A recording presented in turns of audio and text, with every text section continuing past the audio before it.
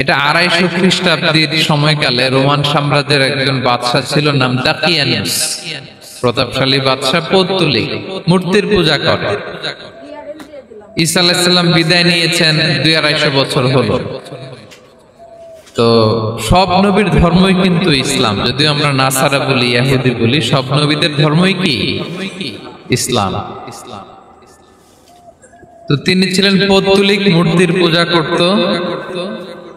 আর তার এলাকায় কেউ যদি ঈসা আলাইহিস সালামের নাম নিত, আখিরাতে বিশ্বাস করত, আল্লাহ বিশ্বাস করত, তাদেরকে তারা পাথর মেরে হত্যা করত। এজন্য ভয়ে কেউ ঈসাই ধর্মে ঈমান আনত না, মানে ইসলামে ঈমান আনত না। এই রাজার ভয়ে সবাই মূর্তির পূজা করত।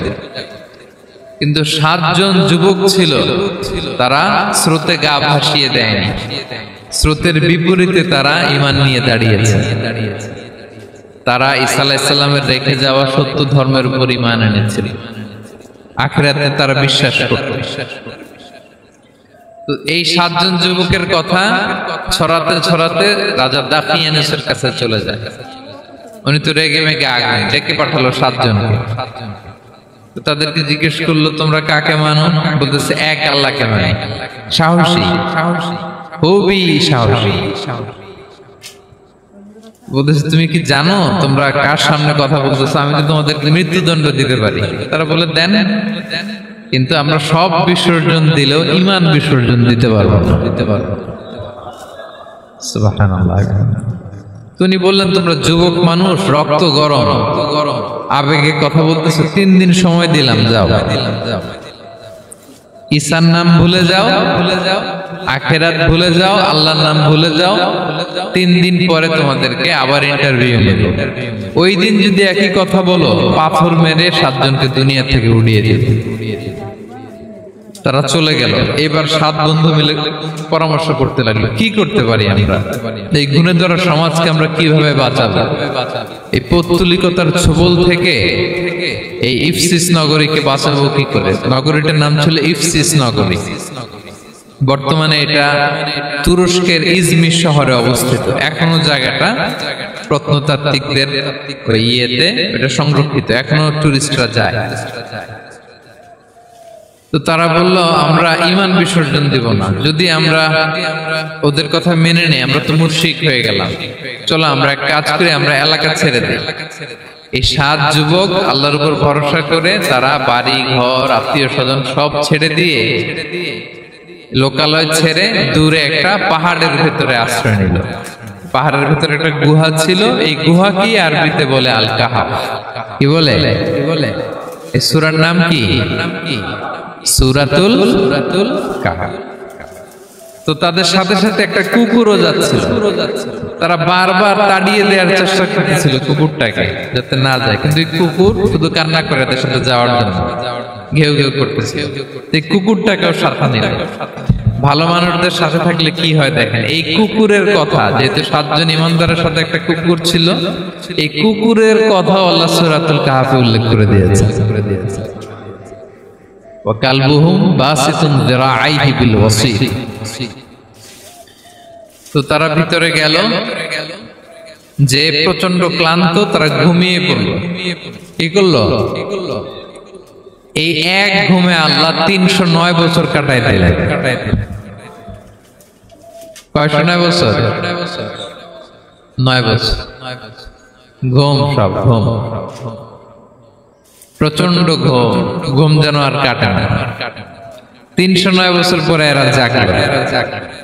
এখন খুব ক্ষুধা, ঘুমে আর মোর ভাঙতেছে। আর একজন জিজ্ঞেস করতেছে, কি লম্বা সময় ঘুম দিলাম কোথায় আমরা? একজন বলতেছে, হ্যাঁ মনে সারাদিনই ঘুমাইছি আমরা। আরেকজন বলতেছে, না না সারাদিন না, দিনের কিছু অংশ হয়তো ঘুমাইছি। আসলে কয় বছর ঘুমাইছে? 309 বছর। তো এদিকে সভ্যতার তো চেঞ্জ। এখানে ওই দাকিয়ানুস মরে, এর ছেলে মরে, এর নাতি মরে, পুতি মরে, এখন 6ষ্ঠ নম্বর রাজা আসছে। প্রজন্মের পর প্রজন্ম তো শেষ। 309 বছরে কমপক্ষে 4-5টা জেনারেশন চেঞ্জ হবে। তো তো জেনারেশন চেঞ্জ হয়ে, এলাকা চেঞ্জ হয়ে তারা যে স্বপ্ন দেখেছিল এই ইফসিস নগরীতে কালিমার পতাকা উড়বে, তাদের স্বপ্ন আল্লাহ বাস্তবায়ন করেছেন। 309 বছরের ব্যবধানে এই এলাকার সবাই মুসলিম হয়ে গেছে। আল্লাহ চাইছিলেন ওদেরকে দেখাবে এটা, যে স্বপ্নটা যে বাস্তবায়ন হয়েছে এটা দেখাবে। তো ঘুম থেকে উঠছে, একজনকে তারা বলল যে লুকায় লুকায় চাদর মুড়ি দিয়ে কিছু রুটি নিয়ে আসো বাজার থেকে, যাতে তোমাকে না চিনে। চাদর মুড়ি দিয়ে যাও। কিছু পয়সা ছিল, মুদ্রা দিয়ে দিস। তো সে যে যখন দোকানদারের কাছ থেকে রুটি নিচ্ছে আর মুদ্রা দিছে, দোকানদার বলে এই মুদ্রা কোথেকে আসলো? 309 বছর আগে মালয়েশিয়াতে রিঙ্গিট ছিল কিনা জানি না, যেভাবে ওরা ট্রানজাকশন করতে পারছে এটা ছিল, ওইটা যদি এখন কেউ দেয় রাধুনী বিলাসে খাবার পাওয়া যাবে? হ্যাঁ। তো রুটিওয়ালা বলে তুমি বর্তমান সময়ের মুদ্রা দাও, এটা দিচ্ছ কেন? বলতেছে এটা তো বর্তমান সময়ের মুদ্রা। বলতেছে এই যে মুদ্রার মধ্যে দেখো কোন সালের সিল দেওয়া, এটা তো শত শত বছর আগে। বলতেছে কি বলে শত বছর আগে? আমি তো আজকে সকালেই বাজার করলাম, ওই বাজার করে যে টাকাগুলো ছিল ওইটাই তো পকেটে। বলতেছে বলে কি? নিশ্চয়ই তুমি গুপ্তধনের সন্ধান পেয়েছো, হিডেন ট্রেজার। বলো, মানে তার সাথে এদের কথাবার্তা কিছু মিলতেছে না। পরে তাকে ধরে ওই সময়ের রাজার কাছে নিয়ে গেছে। ওই রাজা আবার মুসলিম, সবাই মুসলিম তখন। সে যা বলে এরাও কেউ বিশ্বাস করে না, এরাও যা বলে এও বিশ্বাস করে না। আর এলাকা এর বাড়ি ঘর, এর বাড়ি ঘর আসবে কোত্থেকে? এর নাতি পুতি যা আছে 5-6 পুরুষ তো মরে সবাই কবরে। তখন তার কথা শুনে সবাই অবাক। তো এটা মিলানোর জন্য তারা 309 বছর আগের দাকিয়ানুস বাদশার সরকারি যে নথিপত্র, ওই পুরাতন ছিঁড়া নথিপত্র তারা বের করলো। বের করে দেখে ঠিকই দাকিয়ানুস নামে এক বাদশা ছিল, আর অনেক শত শত বছর আগে মোস্ট ওয়ান্টেড 7 জন যুবক ছিল, যাদের ব্যাপারে এক্সিকিউশনের অর্ডার ছিল। এখন দেখে তারা অবাক। লম্বা ঘটনা আমি খুব শর্ট করে বলতেছি। পরে সবাই মিলে তাকে সহ ওই গুহায় গেল। গুহায় যাওয়ার পরে সে বাকিদেরকে ডাকতে গুহার ভিতরে ঢুকলো। আল্লাহ তাআলা 7 জনকে ওইখানে মৃত্যু দিয়ে দিলেন। চিরকালের জন্য এই 7 জন ঘুমায় পড়লো। আর এলাকাবাসী রাজা সহ ওইখানে তারা একটা মসজিদ নির্মাণ করলো। This is the story of আসহাবে কাহাফ। তো এলাকাবাসী যদিও মুসলিম হয়েছিল, কিন্তু আখিরাতের ব্যাপারে তাদের একটা সন্দেহ ছিল যে আসলে মানুষ মরার পরে কি আবার জীবিত হবে?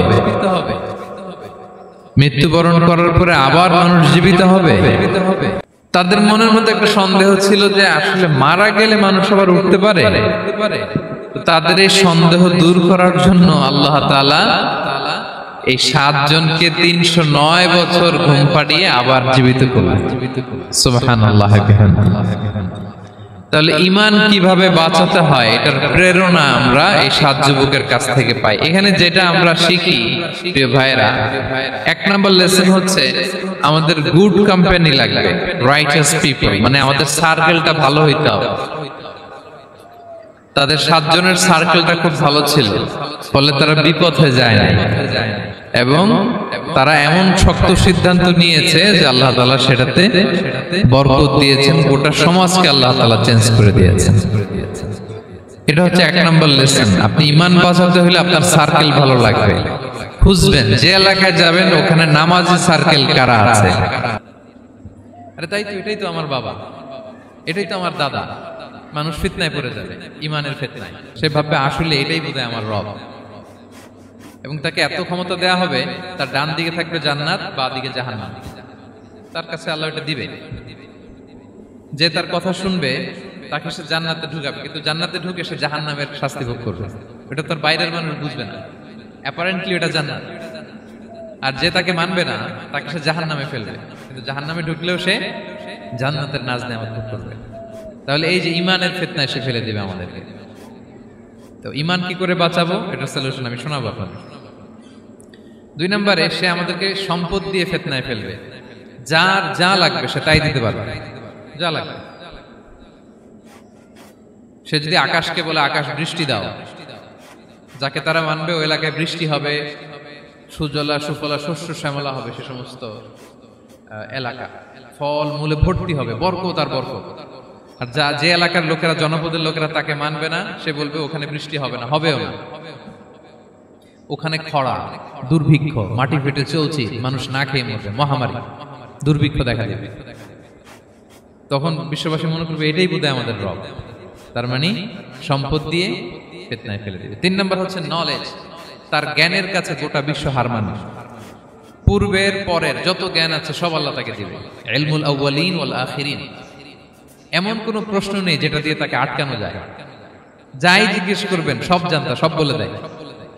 ভবিষ্যৎবাণী বলে দিবে, বলবে আগামীকাল ওইখানে অমুক দেশে বোমা বিস্ফোরণ হবে, হবে ওইখানে, ওখানে দুর্ভিক্ষ হবে, হবে ভূমিকম্প হবে, হবে, সে যা বলবে তাই হবে। তার জ্ঞানের এই বহর দেখে মানুষ ফিতনায় পড়ে যাবে।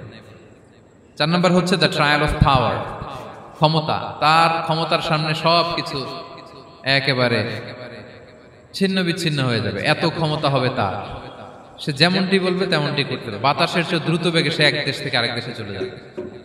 তো তার এই সমস্ত অলৌকিক ক্ষমতা দেখে মানুষ ফিতনায় পড়ে যাবে। এবং এই ফিতনা, এই পরীক্ষার মুহূর্তগুলোতে মানুষ কিভাবে নিজেকে ধরে রাখবে তার সলিউশন আল্লাহ তাআলা সূরা কাহফে দিয়েছেন। এই 4টা ফিতনা থেকে বাঁচার জন্য আল্লাহ সূরা কাহফে 4টা ঘটনা উল্লেখ করেছেন। কয়টা? 1 নাম্বার হচ্ছে আসহাবে কাহফ, যুবকদের ঘটনা, 7 জন যুবকদের ঘটনা। ঈমান কি করে বাঁচাবেন, সলিউশন ওখানে। সম্পদের ফিতনা থেকে কিভাবে নিজেকে বাঁচাবেন, এজন্য একজন বাগানওয়ালার ঘটনা আল্লাহ সেখানে বলেছেন। জ্ঞানের ফিতনা থেকে কি করে বাঁচবেন, এজন্য আল্লাহ তাআলা মুসা আলাইহিস সালাম এবং খিজির আলাইহিস সালামের ঘটনা সেখানে উল্লেখ করেছেন। আর ক্ষমতার ফিতনা থেকে কি করে বাঁচবেন এটা বোঝানোর জন্য আল্লাহ তাআলা যুলকারনাইনের ঘটনা উল্লেখ করেছেন। 4টা ফিতনা থেকে বাঁচার জন্য কয়টা ঘটনা? 4টা ঘটনা। আমরা তাহলে একটা একটা করে ঘটনা শুনি, আমরা একটু উদ্ধার করার চেষ্টা করি যে কি কি সলিউশন আল্লাহ তাআলা আমাদের বাতল দিলেন। 1 নম্বরে হচ্ছে আসহাবে কাহফের ঘটনা। তো এলাকাবাসী যদিও মুসলিম হয়েছিল, কিন্তু আখিরাতের ব্যাপারে তাদের একটা সন্দেহ ছিল যে আসলে মানুষ মরার পরে কি আবার জীবিত হবে,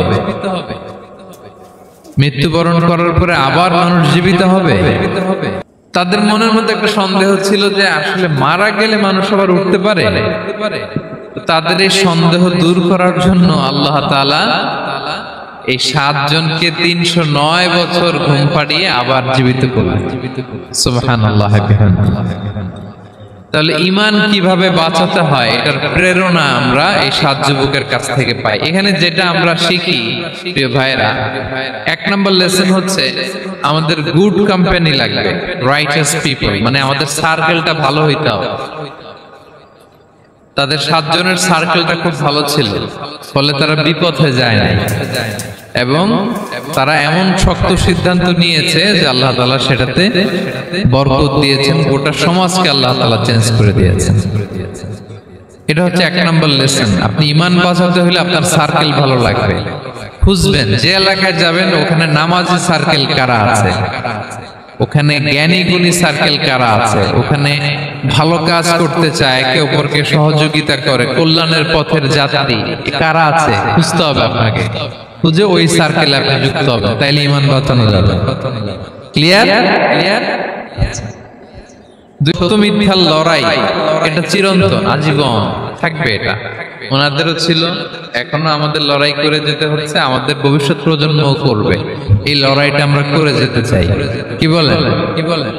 হ্যাঁ, থামা যাবে না? আমরা থামতে আসি নাই, আমরা এই লড়াইটা করে যাব। আমরা সত্যের কথা বলেই যাব ইনশাআল্লাহ। বলেন ইনশাআল্লাহ। 3 নাম্বার হচ্ছে যে লেসনটা আমরা পাই, অনেকগুলো লেসন, আমি খুব প্রেসাইজলি বলতেছি। যুবকরা চাইলে একটা সমাজকে পাল্টে দিতে পারে। এই পৃথিবীতে যত বড় বড় বিপ্লব হয়েছে এগুলো যুবকরা এনেছে। তারা হচ্ছে সভ্যতা গড়ার কারিগর। আসহাবে কাহাফ আমাদের এই সময়ের নওজওয়ানদের জন্য প্রেরণা। তারা আমাদের জন্য প্রেরণার বাতিঘর। তারা যেমনি ঈমানকে রক্ষা করেছে, আমাদের যুবকরা চাইলেও তাদের ঈমানি চেতনাতে স্পিরিট দিয়ে সমাজটাকে পাল্টে দিতে পারে। কি বলেন? এখানে বেশিরভাগই তো যুবক। হ্যাঁ, গুড সার্কেলে থাকবেন তো আপনারা। সত্যের পক্ষে সবাই থাকবেন তো? আল্লাহ তাআলা কবুল